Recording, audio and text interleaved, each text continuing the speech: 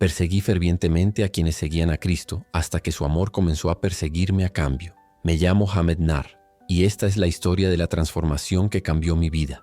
¿Has sentido alguna vez ese inmenso vacío? ¿Una herida en el alma que solo el odio puede abrir? Lo experimenté durante años en las polvorientas calles de Alepo, donde el silencio de los callejones ocultaba tanto como el polvo del desierto sirio. Lo que voy a contarles es una prueba de que incluso en el corazón endurecido por el resentimiento, la luz puede penetrar y restaurar. Todo comenzó una gélida mañana de marzo de 2013. La guerra en Siria se intensificaba y el aire denso traía un olor a pólvora mezclado con miedo. Un olor que de alguna manera ya había aceptado como parte de mi rutina. Tenía 31 años y ocupaba un puesto respetado en una unidad especial de inteligencia. Mi misión era clara: descubrir, infiltrarme y destruir las redes cristianas que operaban a puerta cerrada.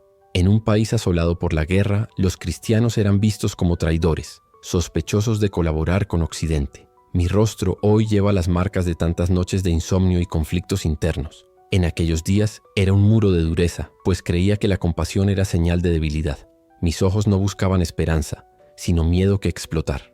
En mis manos no solo tenía el poder del régimen, sino también un odio arraigado en mí desde la infancia. Hermano que me escuchas, si alguna vez has dudado del poder del amor de Dios, si creías que ni siquiera el odio más profundo podía romperse, esta historia es para ti. Porque hoy estoy aquí para decirte que no hay corazón tan oscuro, ni pasado tan manchado que el amor de Cristo no pueda tocar y transformar. Nací en Raqqa en 1982, hijo de un oficial militar de rango medio y una maestra dedicada. Pasé mi infancia en los cuarteles militares de esa antigua ciudad, a orillas del Éufrates, donde las mezquitas dibujaban el horizonte y la llamada a la oración marcaba el ritmo del día. Las polvorientas calles donde jugaba siempre estaban vigiladas, no solo por los vecinos, sino también por la mirada atenta del régimen al que mi padre servía con total devoción. Mi padre, Fadnar, no era cruel por naturaleza, pero la guerra y el sistema lo habían endurecido.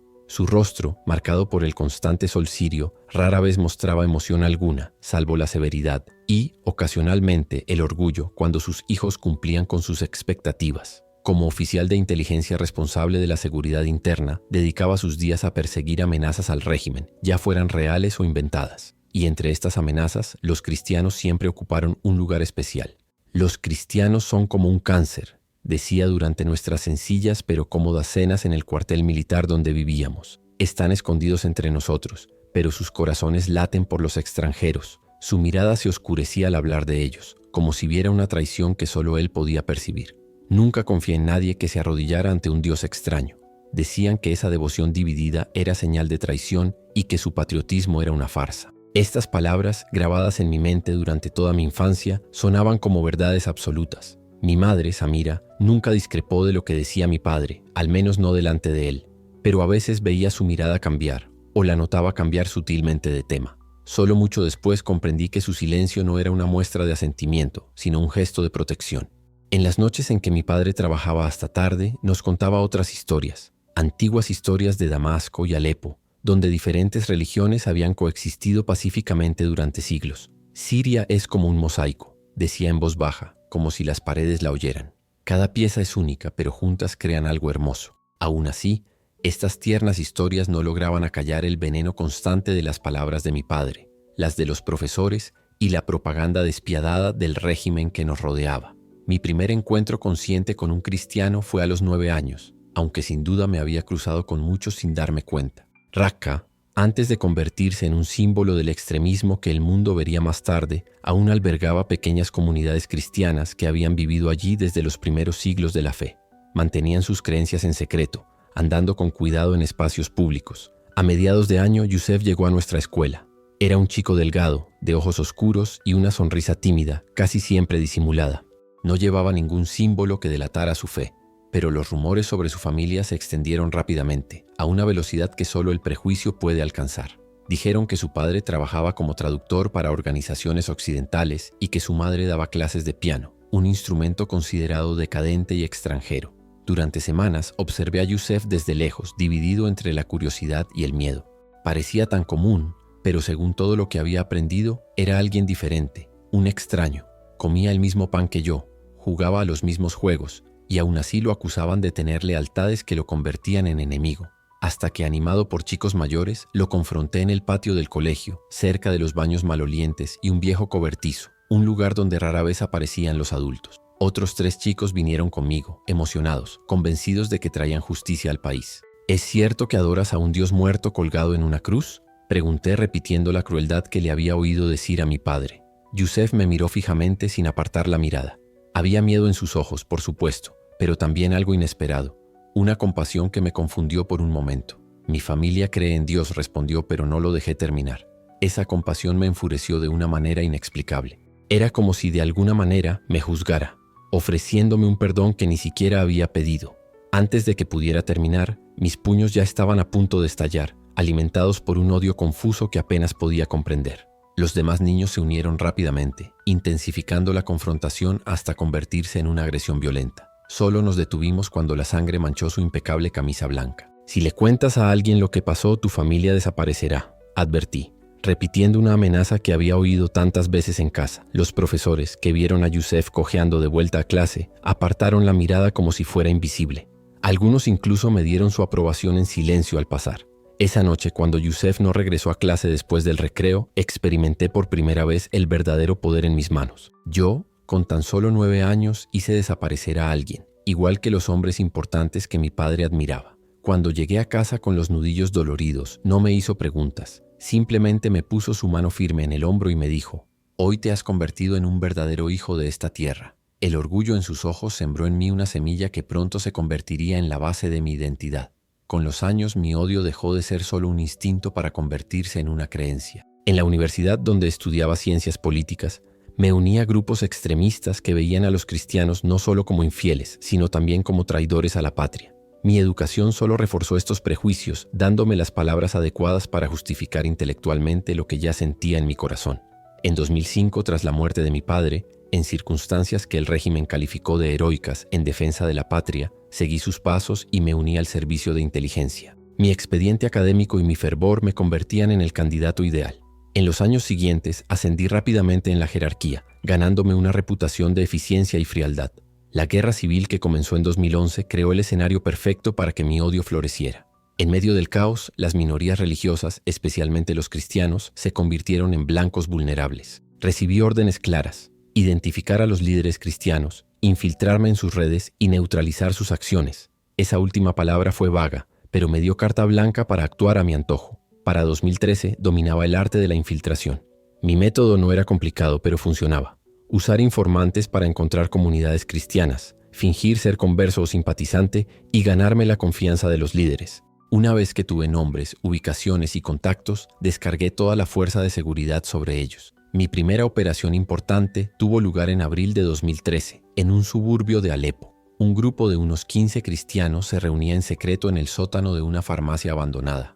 Durante semanas asistí a las reuniones, fingiendo interés mientras memorizaba cada rostro, nombre y detalle que pudiera ser útil más adelante. Recuerdo con claridad la noche del ataque. El silencio era denso, la quietud que anuncia una tormenta. Los fieles comenzaron a cantar suavemente, casi en un susurro para no ser oídos. Me levanté, pedí ir al baño y discretamente di la señal. En menos de 3 minutos el lugar estaba rodeado. Lo que siguió fue una violencia fría y calculada. Los agentes arrancaron Biblias de manos temblorosas, golpearon a hombres y mujeres y los arrastraron a vehículos sin distintivos. Mientras observaba, una joven me miró a los ojos. No había odio en ellos, solo una compasión que me desconcertó. «Te perdonamos», susurró suavemente mientras la empujaban. Sus palabras no me conmovieron, solo avivaron mi ira. «¿Para qué necesito su perdón?», pensé con desprecio. «Soy yo quien tiene el poder aquí». Durante los interrogatorios posteriores, estuve presente supervisando personalmente las técnicas de persuasión, como nos gustaba llamar eufemísticamente a la tortura. Iban desde la privación del sueño hasta descargas eléctricas en las partes más sensibles del cuerpo. Mi especialidad era el aspecto psicológico: obligar a los creyentes a escupir sobre la Biblia o a renunciar a su fe en voz alta, mientras sus familiares escuchaban desde celdas cercanas. Una noche, al volver a mi apartamento después de una sesión particularmente dura, me detuve frente al espejo del baño. El reflejo era el de un hombre poseído. Ojos rojos, mandíbula tensa, un rostro incapaz de relajarse, ni siquiera para una sonrisa sincera. En ese instante una duda cruzó mi mente. ¿En qué me había convertido? Pero ahogué ese pensamiento en una copa de alcohol.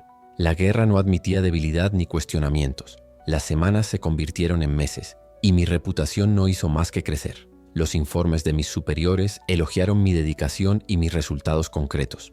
Lo que no vieron fue el vacío que crecía en mi interior, un hambre que ningún éxito ni poder podía llenar.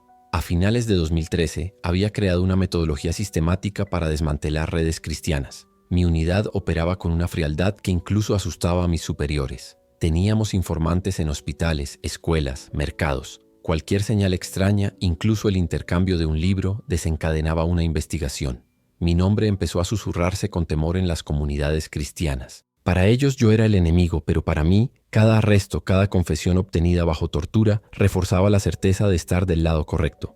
En febrero de 2014, recibí noticias de un médico cristiano que dirigía una clínica clandestina en el HMS, atendiendo a los heridos sin importar sus creencias políticas o religiosas. El doctor Elías Bashara ya era una auténtica leyenda entre los lugareños, un hombre que arriesgaba su vida a diario para cumplir un juramento hipocrático que, para mí, parecía una broma en plena guerra.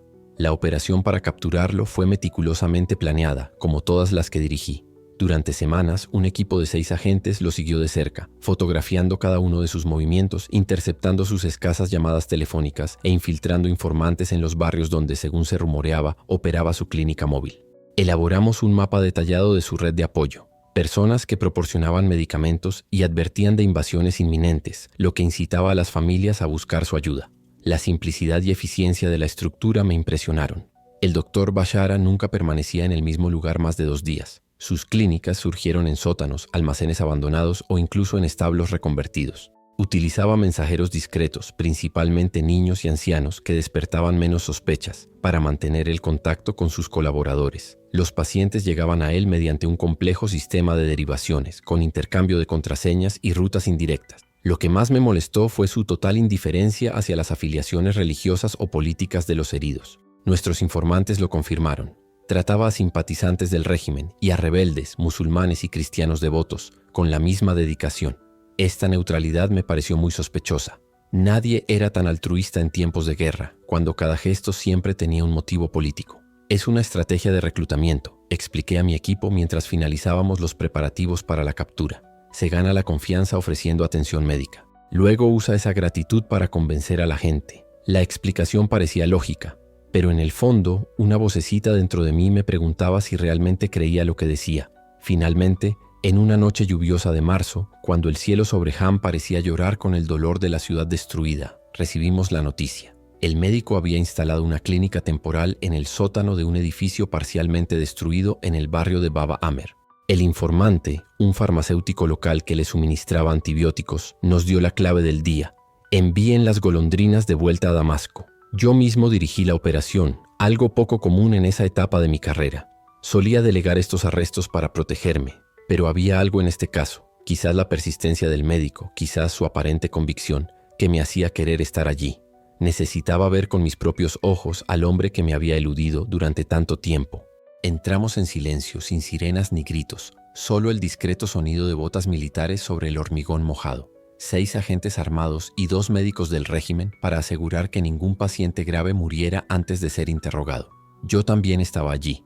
El sótano estaba iluminado por lámparas de aceite y algunas luces LED alimentadas por pequeños generadores. El aire mezclaba el fuerte aroma antiséptico con moho y el olor a escombros húmedos. Encontramos al doctor Bashara operando a un niño que no tendría más de 9 años, con metralla incrustada en el abdomen y las piernas. Sus manos ensangrentadas se movían con la precisión y la calma de un verdadero artista. A pesar de la tenue luz y el precario entorno, trabajaba con cuidado, completamente concentrado en salvar esa frágil vida. Ni siquiera notó nuestra llegada hasta que nos posicionamos frente a su escritorio improvisado.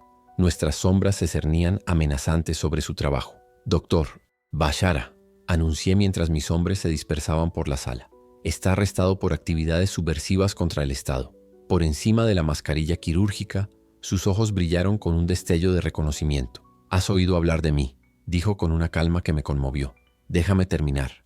Este niño morirá si me llevas ahora». La firmeza y la urgencia en su voz me hicieron dudar por primera vez. Por razones humanas, permití que la operación continuara. Pasé las siguientes 2 horas observando cómo esas manos expertas luchaban por la vida del niño, alguien que probablemente crecería odiando a gente como él. Cuando por fin terminó, Se quitó los guantes ensangrentados, se lavó las manos con la poca agua que tenía y se giró hacia mí. «Ya estoy listo», dijo simplemente. El interrogatorio del doctor Bashara fue inusual desde el principio. Se negó a suplicar ni a mostrar miedo, respondiendo a cada pregunta con una franqueza desconcertante. Admitió haber ayudado a los cristianos a reunirse en secreto, pero también enfatizó que su clínica atendía a todos, incluidos los funcionarios del régimen y sus familias. Frustrada por su serenidad, ordené métodos más severos. Le colgamos los brazos, le aplicamos descargas eléctricas y lo privamos del sueño durante 72 horas seguidas. Aún así, mantuvo una dignidad que empezó a consumirme. En los breves intervalos me miraba no con ira, sino con una compasión que me perturbaba profundamente. Una noche, exasperado por su resistencia, entré solo en su celda. Estaba apoyado contra una pared húmeda, con el cuerpo marcado por el maltrato de las últimas semanas. Me senté frente a él mirando el rostro de un hombre que debería haberse rendido hacía mucho tiempo. «¿Por qué no te rindes?», pregunté, con la frustración reflejada en mi voz. «Sabemos todo sobre tu red. Tus amigos ya lo han revelado todo. Solo estás retrasando lo inevitable». El doctor me miró con ojos cansados pero claros. «Joven», dijo con voz ronca, «me he pasado la vida curando cuerpos, pero lo que realmente necesitas es sanación para tu alma». Sus palabras fueron como una conmoción, una bofetada que despertó algo dentro de mí. «No necesito sanación», respondí con orgullo y desdén. «Soy yo quien tiene el poder aquí». Me miró con calma y respondió: «El poder no es sinónimo de libertad».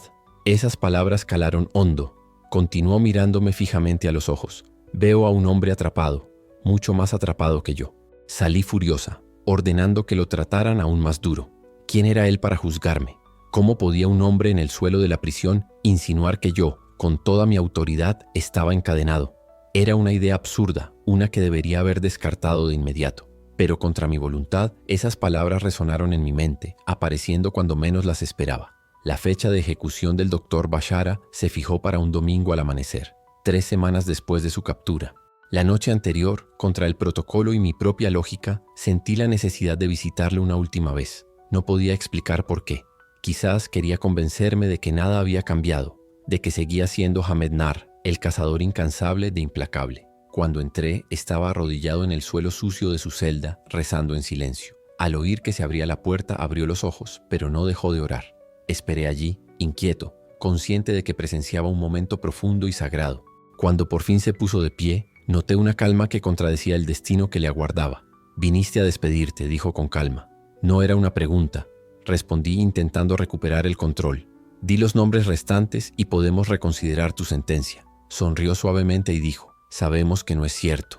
Viniste porque algo dentro de ti está en conflicto y aún no entiendes qué es». Esa certeza me desconcertó. En un momento de sinceridad que intenté reprimir, pregunté: «¿Cómo puedes estar tan tranquilo? Mañana morirás. Tu cuerpo desaparecerá», respondió con una firmeza que me paralizó. «Viviré. Y tú, Hamed Nar, permanecerás aquí físicamente, pero temo que tu alma esté muriendo». Sorprendido pregunté: «¿Cómo sabes mi nombre?». Me respondió: «He estado orando por ti desde el día que me arrestaste. Antes de eso tu reputación ya me había llegado». Hizo una pausa observando mi reacción y luego añadió: «No eres el primer perseguidor que se convierte en seguidor. Nuestra historia está llena de hombres como tú». Quería reírme de su audacia, de cómo se atrevía a hablar de cambio con alguien como yo. Pero algo me detuvo. Entonces oí hablar de Saulo de Tarso, un hombre que perseguía a los cristianos y se convirtió en el mayor defensor de la fe. Antes de irme, el doctor Bashara me hizo una petición inesperada. Quería orar por mí. Debería haberme negado, pero no pude. Debía haberlo abatido en ese mismo instante, reprendiéndolo por la audacia de un hombre que afrontaba la muerte con tanta serenidad. Pero me quedé allí, inmóvil, mientras él me ponía la mano en el hombro y me pronunciaba palabras que parecían traspasarme el pecho, directas al alma. «Señor», dijo en voz baja, pero con convicción, «te pido que abras el corazón de Hamed para que conozca tu amor como yo lo he sentido. Que toda la pasión que dedica a perseguir, un día la convierta en servicio». Después de eso ocurrió algo aún más inesperado. Me perdonó, completamente, sin reservas, por lo que había hecho y por lo que haría esa mañana. Salí de la celda aturdido, sin poder dormir en toda la noche. Sus palabras resonaban sin cesar, entrelazadas con las historias que había contado. ¿Cómo podría perdonarme?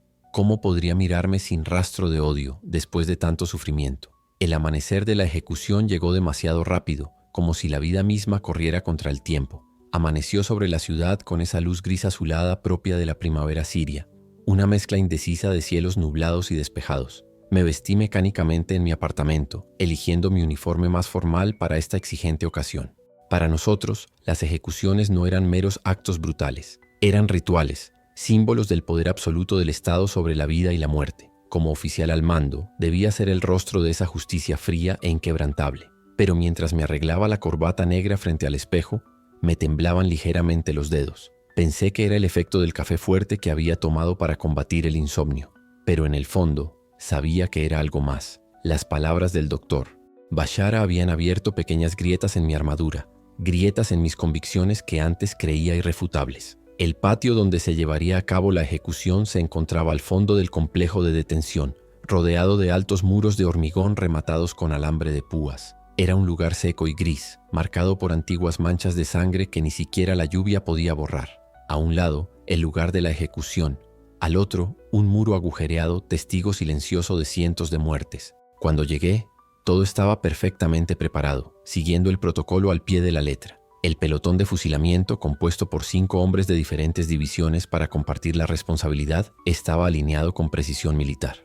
Un médico esperaba en un rincón, listo para dictar sentencia de muerte. 3 oficiales de alto rango acudieron a presenciar la ejecución de este hombre al que el régimen consideraba una amenaza, no por su violencia, sino por su humanidad y compasión. El doctor Bashara ya estaba allí, de pie con una dignidad que parecía casi fuera de lugar en aquella cruel escena. Vestía la misma ropa con la que lo habían capturado, un sencillo uniforme quirúrgico, ahora arrugado y manchado por el tiempo en prisión. Las manos que habían salvado tantas vidas estaban esposadas frente a él. A diferencia de muchos otros convictos, no tenía los ojos vendados. Recibiría el golpe, afrontando las consecuencias de lo que había hecho. Fue un hombre que enfrentó la muerte con una valentía que jamás imaginé. Y en ese momento, por primera vez, sentí que estaba viendo más que a un prisionero. Estaba viendo la verdad que siempre había negado. Lo que realmente me impactó no fue el visible desgaste de su cuerpo, marcado por semanas de tortura y privaciones, sino la extraña y profunda paz que emanaba de él. No era la resignación vacía y apática que había visto en tantos otros condenados. Era algo diferente, una calma casi luminosa, como si albergara un secreto tan poderoso que hacía que incluso ese momento de terror fuera significativo, incluso sagrado. Nuestras miradas se cruzaron brevemente al otro lado del patio mientras me preparaba para dirigir la ejecución. Me miró sin odio, sin miedo y asintió levemente, casi imperceptiblemente. Un gesto que pareció confirmar algo que ambos sabíamos, pero que aún no podíamos expresar con palabras. En ese silencio había perdón, pero también una profunda anticipación, como si me entregara una antorcha que nunca le había pedido. El ritual fue rápido e impersonal. Se leyeron los cargos con voz firme: traición, colusión con potencias extranjeras, subversión religiosa. La sentencia fue confirmada. Se le ofreció la oportunidad de decir unas últimas palabras, pero la rechazó con una sonrisa serena, sin miedo ni arrepentimiento. Todo el proceso siguió la cruel rutina que yo sabía de memoria, repetida incontables veces. Cuando llegó el momento, levanté la mano para dar la orden. Por un instante que duró menos de un parpadeo, pero que pareció una eternidad, dudé. No fue la compasión ni la duda lo que me paralizó, sino la certeza de que estaba a punto de cruzar un umbral sin retorno. Bajé la mano. El estruendo de los disparos resonó, no solo por el patio, sino también dentro de mí, como si destrozara algo que ni siquiera sabía que existía. El sonido de los rifles fue seguido por un silencio tan denso que parecía cargar con el peso del mundo entero. Cuando el cuerpo del doctor cayó, despedido por el impacto, sentí que algo dentro de mí se derrumbaba con él. No fue una pérdida dolorosa, sino una parte reconfortante de mi identidad que se había hecho añicos. Esa parte que me había permitido vivir con la firme certeza de quién era y a dónde pertenecía. La sangre brotó de su pecho, un rojo brillante contra el azul desgastado de su uniforme, y en ese instante supe con un miedo que jamás he olvidado que nunca volvería a ver el rojo de la misma manera. Esa noche, por primera vez en años, lloré. No entendía por qué me dolía, por qué la muerte de ese hombre me impactaba tan profundamente, a pesar de todas las otras vidas que había visto partir, e incluso arrebatadas. Lo que aún no sabía era que en ese momento el doctor Bashara había plantado una semilla en mi corazón seco, una semilla que comenzaría a germinar en la tierra más dura. Los días posteriores a la ejecución fueron un tormento. Intenté reprimir la creciente inquietud que me embargaba, sumergiéndome en el trabajo con una intensidad casi obsesiva. Cada nueva operación, cada nuevo arresto, cada interrogatorio solo acentuaba la inquietud que intentaba ocultar. Las palabras del médico resonaron en el silencio. Temo que tu alma se esté muriendo. Una semana después, me ordenaron investigar un punto de distribución de literatura cristiana en un barrio pobre de Alepo. Al llegar a una sencilla librería de segunda mano, reconocí de inmediato al dueño. Era Ibrahim, un hombre mayor que había sido arrestado brevemente en la operación contra el doctor Bashara y liberado por falta de pruebas. Observé por la ventana su figura encorvada moverse tranquilamente entre los estantes polvorientos. Algo me impidió entrar con mi equipo. Regresé solo esa noche vestido de civil. El timbre anunció mi llegada. Ibrahim levantó la vista de un libro y me vio de inmediato. El miedo desapareció rápidamente de su rostro, dando paso a una calma resignada. «Sabía que volverías», dijo con cuidado cerrando el libro. «No vine oficialmente», respondí, sorprendida incluso de mí misma. «Solo quiero hablar». Ibrahim me miró fijamente un momento, como si intentara averiguar si hablaba en serio. Finalmente asintió y me condujo a una pequeña habitación trasera. Entre cajas viejas, libros polvorientos y el olor a papel viejo, me contó cómo el doctor Bashara lo había salvado cuando una enfermedad casi lo mata años atrás. «No podía permitírmelo, pero nunca lo mencionó», dijo Ibrahim con lágrimas en los ojos. Cuando le pregunté por qué me ayudaba, habló de un amor que jamás había conocido. Lo escuché en silencio mientras compartía una visión de Dios completamente diferente a la mía. No un Dios de ira y condenación, sino un Dios que se hizo vulnerable, que sufrió por amor. «El doctor te dejó un libro», dijo Ibrahim al fin, tomándome por sorpresa. «Me pidió que lo guardara, por si acaso aparecías». De debajo de las tablas del suelo sacó un paquete envuelto en tela sencilla. Lo abrí y encontré un antiguo Nuevo Testamento, lleno de marcas y notas. En la primera página, una dedicatoria reciente a Hamed. «Cuando estés listo para encontrar la verdadera libertad en el amor, Elías Bashara». Mi primer impulso fue rechazarlo, incluso quemarlo, pero lo guardé en mi abrigo. Aquella noche, solo en mi apartamento, lo abrí con miedo y curiosidad. Empecé a leer donde un marcapáginas indicaba: «Saúl todavía lleno de odio y amenazas contra los seguidores del Señor». Horas después devoré esas páginas viendo inquietantes similitudes entre aquel Saúl y yo. Cuando leí sobre su conversión, cegado por una luz, deslumbrado por la verdad, sentí como si esas palabras hubieran sido escritas para mí. Durante los siguientes días viví una doble vida. Durante el día cumplía con mi trabajo, pero con una resistencia que no pasó desapercibida para mis jefes. Por la noche, leía compulsivamente el libro escondido en mi apartamento. El punto de inflexión llegó un mes después cuando me asignaron interrogar a una joven cristiana, Miam, que había sido arrestada por distribuir ayuda humanitaria y literatura religiosa. Tenía solo 19 años, la misma edad que mi hermana menor. Cuando la llevaron a la sala de interrogatorios, sus muñecas estaban marcadas por las esposas apretadas. Su rostro pálido delataba el miedo que intentaba ocultar. Empecé con las preguntas de siempre, pero con cada respuesta sentía que traicionaba no solo a esta joven, sino también a algo que empezaba a despertar en mí. Cuando uno de mis subordinados, frustrado por sus respuestas evasivas, levantó la mano para golpearla, algo dentro de mí se quebró. «¡Alto!», grité, sobresaltándome tanto como a los demás. «¡Fuera! Quiero estar a solas con ella». Una vez que estuvimos solos, me senté frente a Miam, quien me miraba confundida y asustada. «No te haré daño», dije en voz baja. «Solo necesito que me digas una cosa y quiero la verdad». Hice una pausa intentando formular la pregunta correcta. «¿Por qué sigues creyendo en un Dios que permite que te encarcelen y torturen? ¿Cómo puedes tener fe ante eso?». Señalé la esquina de la habitación donde estaban apilados los instrumentos de tortura, todo el sistema que yo representaba. Sus ojos se abrieron de par en par, sorprendido, pero respondió sin dudar: «Porque Él sufrió primero por mí, porque prometió acompañarme en mi sufrimiento, no librarme de él». Esa respuesta simple y directa me desarmó por completo. En ese momento todas las dudas, preguntas y conflictos de las últimas semanas se convirtieron en una certeza abrumadora. Estaba en el bando equivocado, no solo en la política o la guerra, sino en algo mucho más profundo. Esa noche, tomé la decisión más difícil de mi vida. Usando contactos que había hecho a lo largo de los años, falsifiqué los documentos de liberación de Miam y otros 3 presos cristianos. Los escolté personalmente hasta la frontera libanesa, donde los esperaban activistas. Antes de separarnos, Miam me agarró del brazo. «¿Por qué?», preguntó. «Porque necesito empezar a enmendar el daño que he causado», respondí.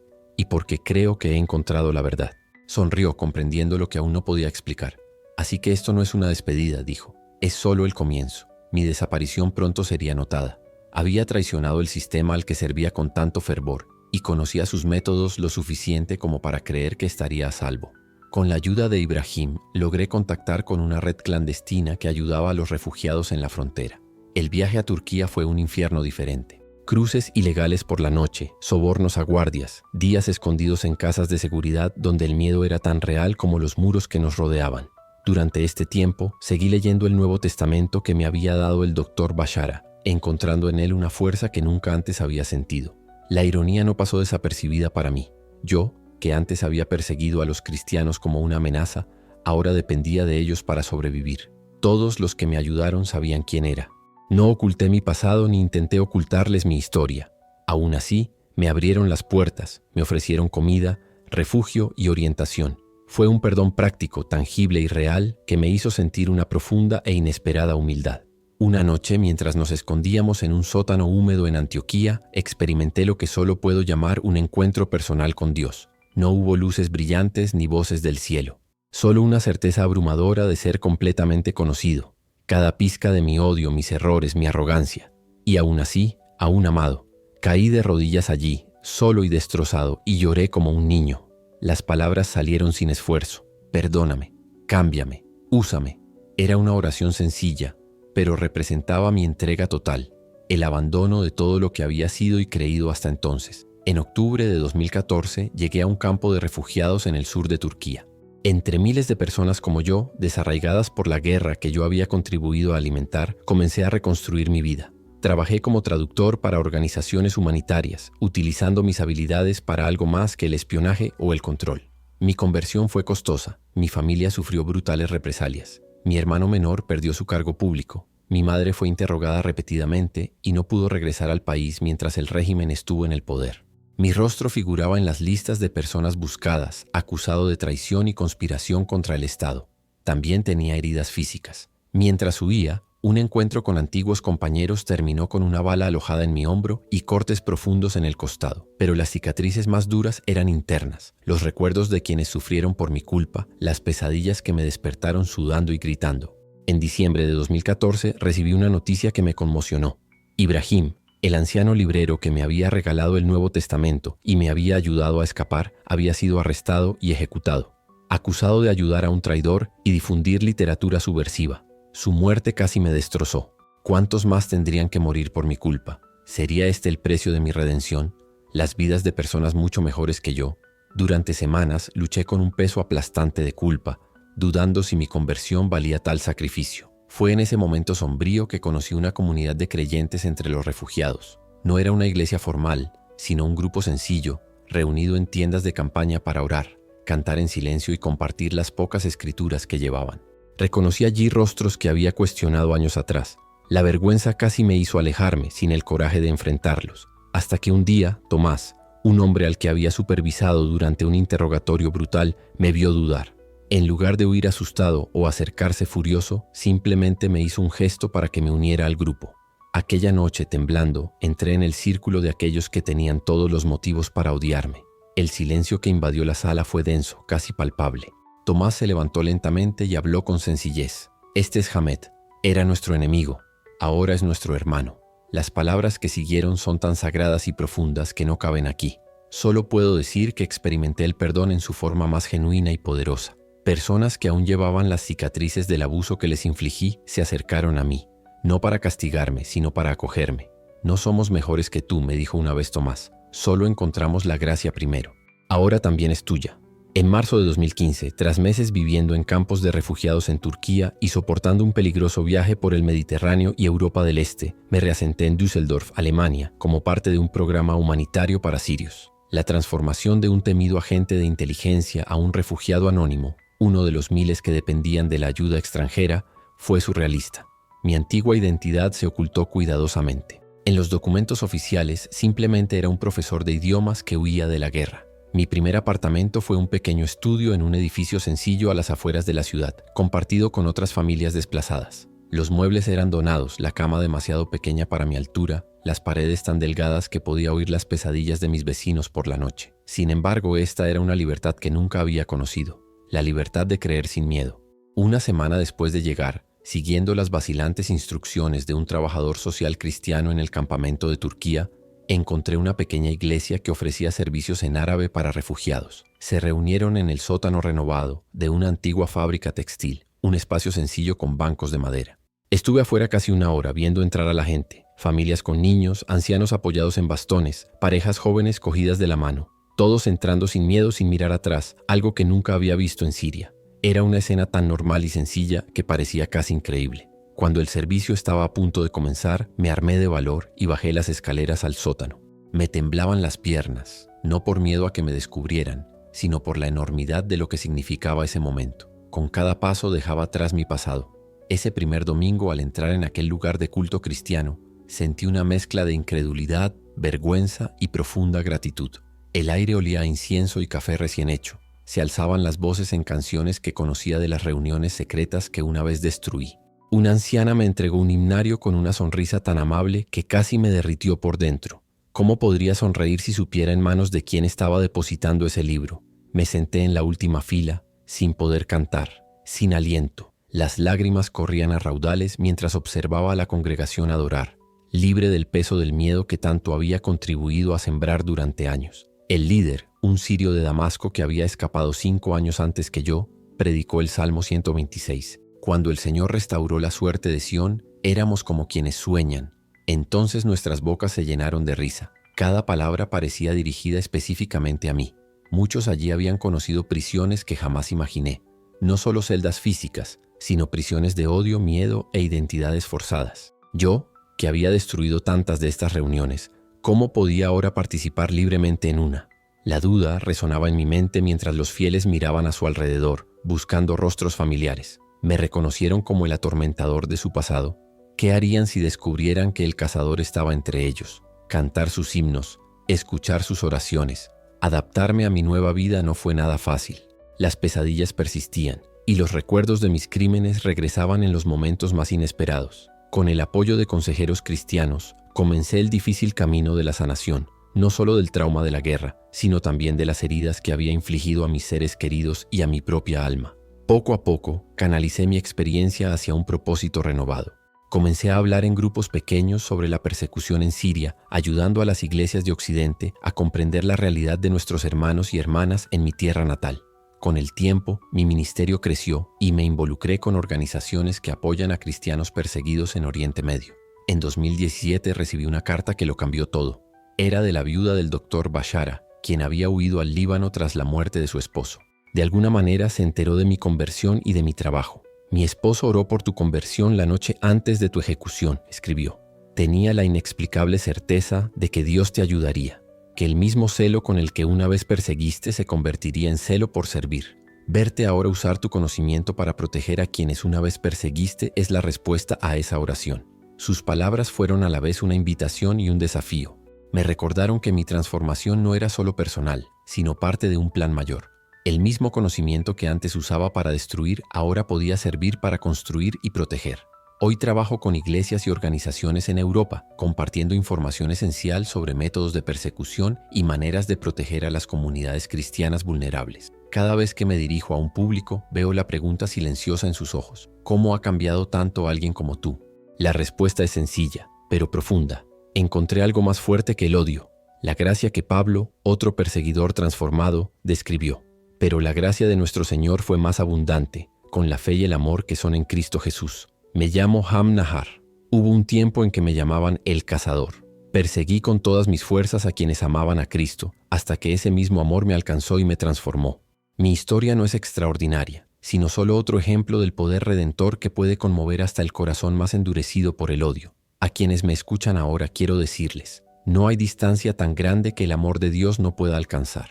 No hay oscuridad tan profunda que su luz no pueda iluminarla. Si Él pudo encontrarme en las calles de Alepo mientras lideraba la persecución contra su pueblo, sepan que Él puede alcanzarlos donde quiera que se encuentren ahora mismo. A mis hermanos y hermanas que enfrentan persecución hoy, les digo que su sufrimiento no es en vano. Sus oraciones por sus perseguidores no son palabras arrojadas al viento. El testimonio silencioso de tu fe tiene un poder mayor que cualquier sistema opresivo. Esta es mi historia, pero en realidad no se trata de mí. Se trata del Dios que transforma a los cazadores en pastores, a los perseguidores en protectores, y que sigue escribiendo historias de redención en los lugares más insospechados del mundo. Cuando miro hacia atrás, apenas reconozco al hombre que una vez fui. Ya no soy Hamed, el cazador de Nahar. Soy simplemente Hamed, un hombre quebrantado que halló la sanación, un perseguidor que recibió el perdón, un esclavo del odio que descubrió la libertad en la verdad. Y como dijo Jesús, conoceréis la verdad y la verdad os hará libres.